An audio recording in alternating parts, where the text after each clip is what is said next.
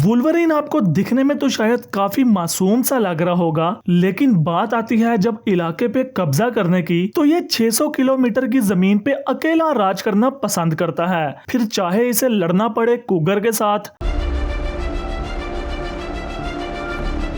भेड़ियों के साथ, या अपने से 4 गुना बड़े बियर के साथ,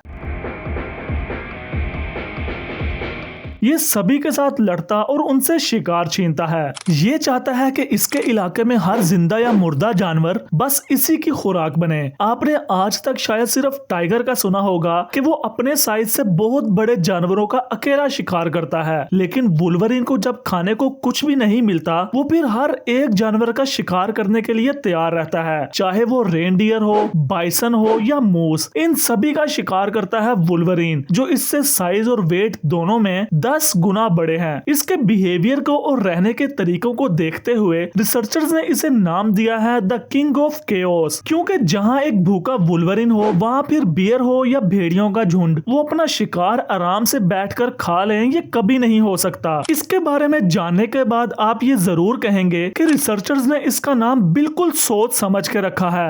वुल्वरीन्स ठंडे इलाकों के जानवर हैं। ये कनाडा, अलास्का, रशिया और साइबेरिया में पाए जाते हैं। इतनी ठंड में सर्वाइव करने के लिए इनकी काफी थिक, ऑयली और वाटरप्रूफ फर है, जो इनकी बहुत हेल्प करती है। फिर चाहे ये ठंडे पानी में हो या बर्फ में, कोई फर्क नहीं पड़ता, क्योंकि इनकी बॉडी खुश्क ही रहती है। थोड़ा बहुत फेस इनका बियर से मिलता है, लेकिन साइज और वेट इनका बियर के कंपैरिजन में बहुत कम है। 2 से 3 फीट लेंथ, 1 से 1.5 फीट हाइट और 11 से 18 केजी वेट, उसके बावजूद ये बियर के साथ लड़ पड़ते हैं। और एक न्यूज तो ऐसी भी है कि 1897 में एक वुल्वरीन ने अलास्का के किसी जू में एक बड़े पोलर बियर को मार दिया था। कुछ लोग हैं जो इस न्यूज पे बिलीव नहीं भी करते, लेकिन वुल्वरीन्स के जाज और टीथ इतने स्ट्रॉन्ग हैं कि ये हड्डियों को तोड़ने में एक्सपर्ट हैं, तभी तो अपने से इतने बड़े जानवरों का शिकार करते हैं। बर्फानी इलाकों में जो डेड एनिमल की बॉडीज पड़ी पड़ी फ्रीज हो जाती हैं, ये उनको भी ढूंढ कर खाते हैं, और ये तो हड्डियां तक नहीं छोड़ते। दरअसल वुल्वरीन्स के वेंजर्स एनिमल्स में से हैं, जो डेड एनिमल्स को ढूंढ कर खाते हैं, जैसे वल्चर्स और हाइनास वगैरह। लेकिन इनकी ईटिंग हैबिट्स ऐसी हैं कि जब कुछ भी खाने को ना मिले तो ये बेरीज और वेजिटेबल्स भी खा लेते हैं। वुल्वरीन्स आराम से दरख्तों पे चढ़ जाते हैं। काफी बार तो खतरे से बचने के लिए चढ़ते हैं, लेकिन कई बार शिकार पे अटैक करने के लिए। 5 से 600 किलोमीटर के इलाके में ये बिल्कुल अकेले रहना पसंद करते हैं। अपने इलाके पे एक सेंट से निशान छोड़ते हैं, ताकि बाकी वुल्वरीन्स को पता चल सके कि ये इलाका किसी के कब्जे में है। लेकिन ये सेंट सिर्फ वार्निंग के लिए ही नहीं छोड़ते, बल्कि वुल्वरीन्स आपस में कम्युनिकेट भी इसी सेंट के थ्रू ही करते हैं। ये सेंट के थ्रू ही फीमेल वुल्वरीन्स को बताते हैं कि वो मेटिंग के लिए रेडी हैं, और किस जगह पे फूड रखा है ये भी इसी तरीके से बताते हैं। आप सोच रहे होंगे कि अगर 500 से 600 किलोमीटर के इलाकों में सिर्फ अकेला वुल्वरीन रहता है, तो दूसरे वुल्वरीन्स कहां से आते हैं और इनको इतनी दूर से सेंट का पता कैसे चलता है? दरअसल वुल्वरीन सिर्फ सेम जेंडर के साथ अपना इलाका शेयर नहीं करते।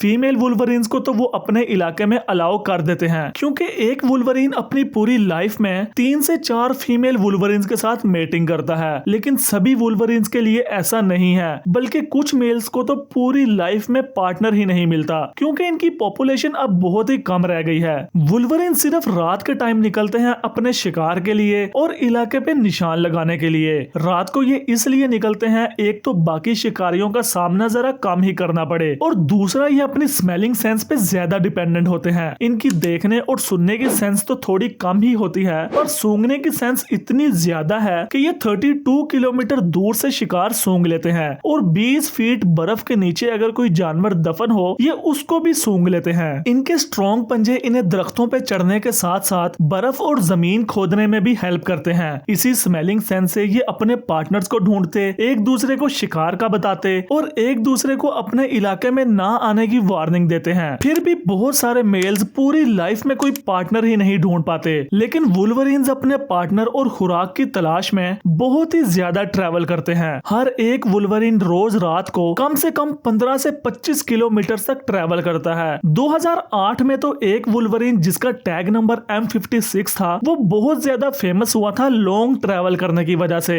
वो वायोमिंग से ट्रेवल करना स्टार्ट हुआ था और 500 मील दूर कोलोराडो तक पहुंचा था। इसी के बाद रिसर्चर्स को पता चला था कि वुल्वरीन्स अपनी नीड्स को पूरा करने के लिए बहुत ज्यादा ट्रेवल करते हैं, लेकिन शिकार के लिए ट्रेवल तो कम करते हैं पर दिमाग का इस्तेमाल ज्यादा करते हैं। वैसे तो वुल्वरीन्स डेड एनिमल्स को ढूंढकर खाते या फिर बाकी शिकारी जो खाकर छोड़ देते हैं उन एनिमल्स को खाते हैं, लेकिन इससे भी ज्यादा जो ये काम करते हैं वो है बाकी शिकारियों का पीछा करना और फिर उनका शिकार चोरी करना। वुल्वरीन्स को बहुत बार बियर्स और भेड़ियों का शिकार चोरी करते हुए देखा गया है। इनकी सिंपल स्कीम है, ये बाकी शिकारियों का पीछा करते रहते हैं। जैसे ही वो शिकार को मारकर गिराता है या कहीं खाने को कुछ ढूंढता है, ये सूंघता हुआ चोरी करने पहुंच जाता है। इसीलिए मैंने आपको बताया था कि इसके इलाके में कोई भी शिकारी आराम से अपना शिकार खा ले ये बहुत ही मुश्किल है। दूसरे शिकारियों से उनका शिकार तो चोरी कर लेता है पर अपना शिकार जैसे ही करता है ये उसे आधा खाकर बाकी बर्फ के नीचे छुपा देता है। ये हमेशा अपना खाना स्टोर करता रहता है ताकि जब कुछ खाने को ना भी हो तो ये अपना छुपाया हुआ शिकार खा सके।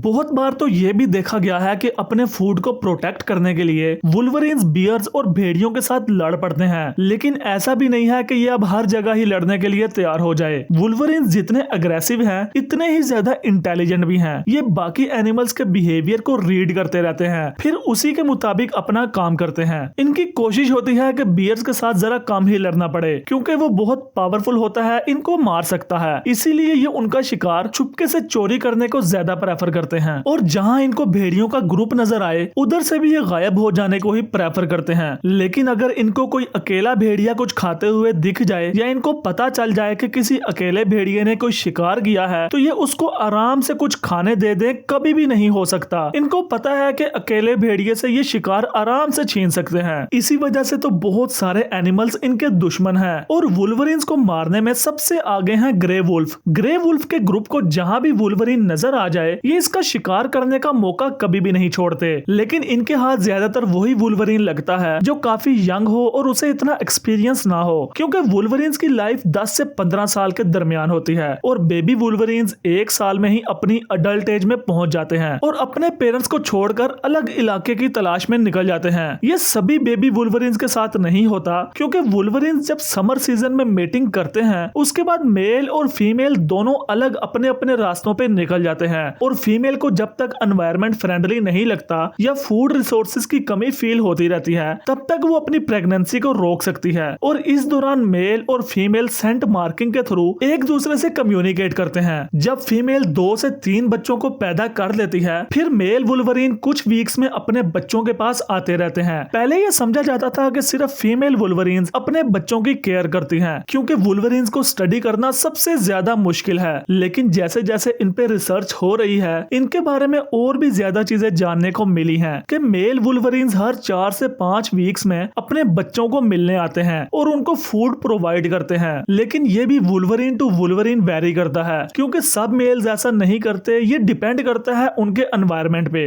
वैसे तो बेबी वुल्वरीन्स अपनी मदर से सर्वाइवल के तरीके सीखते हैं, लेकिन कुछ वुल्वरीन बेबीज अपनी अडल्ट एज के बाद काफी टाइम अपने फादर के साथ भी स्पेंड करते हैं। इसी दौरान इनको अपने फादर से भी बहुत सारी चीजें सीखने को मिलती हैं। रिसर्चर्स को अभी तक इनकी एग्जैक्ट पॉपुलेशन का कोई अंदाजा नहीं है क्योंकि ये बहुत ही ज्यादा सर्द इलाकों में ट्रैवल करते रहते हैं। इतने बड़े बड़े इलाकों में इनको अकेले ही रहना पसंद है और फिर ये निकलते भी ज्यादा रात के टाइम है ताकि बाकी शिकारियों से बचा जा सके, क्योंकि इनको जो भी सामने जानवर दिखता है ये उसका शिकार करने की कोशिश करने लग जाते हैं। बियर्स के बच्चों को तो ये बिल्कुल भी नहीं छोड़ते, फिर बियर्स भी इनको जहां देखते हैं मारने की कोशिश करते हैं। इनके इलाके में जो भी शिकारी है वो इनका दुश्मन जरूर है, फिर चाहे वो कुगर्स हों, ब्लैक बियर्स हों, ब्राउन बियर्स हों या फिर भेड़िए। भेड़ियों का सबसे ज्यादा रिकॉर्ड है वुल्वरीन्स को मारने का, लेकिन इससे भी ज्यादा अगर वुल्वरीन्स की पॉपुलेशन को किसी ने कम किया है तो वो है इंसान, जिनको वुल्वरीन्स तो कुछ नहीं कहते लेकिन इंसानों ने वुल्वरीन्स का बहुत शिकार किया है। इनकी वाटरप्रूफ फर के लिए जिससे ज्यादातर जैकेट्स बनाई जाती हैं और दूसरा इंसानों की एक्टिविटीज की वजह से क्लाइमेट चेंज। जैसे जैसे अर्थ का टेम्परेचर गर्म हो रहा है बर्फ के इलाके कम होते जा रहे हैं, वुल्वरीन्स के फूड रिसोर्सेज भी बहुत कम होते जा रहे हैं और जब फूड रिसोर्सेज कम हो जाएं तो ये अपने से 10 गुना बड़े जानवरों का शिकार करने लग जाते हैं, जैसे कि हिरन, बाइसन और मूस, जिनका शिकार करना इनके लिए जरा मुश्किल है। नॉर्मली ये गुलहरियों को, बीवर्स को या रैबिट्स ऐसे छोटे मोटे जानवरों को पकड़कर खाते हैं, लेकिन इससे भी ज्यादा प्रेफर करते हैं कोई भेड़िया शिकार करे और ये उससे छीन ले, क्योंकि इन्हें शिकार करने से छीनना इजी लगता है। और अपने बच्चों का ख्याल रखने के लिए ये बर्फ में छोटी छोटी केव्स बनाकर रहते हैं, लेकिन जैसे कि मैंने आपको बताया क्लाइमेट चेंज की वजह से इनके बर्फ के इलाके बहुत कम होते जा रहे हैं। इसी वजह से इनका रिप्रोडक्शन रेट भी बहुत कम हो गया है और बाकी शिकारी भी इनके शेल्टर्स अब आराम से ढूंढ लेते हैं, जिसकी वजह से बहुत ही कम बच्चे सरवाइव कर पाते हैं। ऐसे और भी बहुत सारे इंटरेस्टिंग एनिमल्स हैं जिनको मैं अपनी आने वाली वीडियोस में कवर करूंगा। आपको वीडियो कैसी लगी कमेंट्स में जरूर बताना। मिलते हैं नेक्स्ट ऐसे ही किसी इंटरेस्टिंग वीडियो में।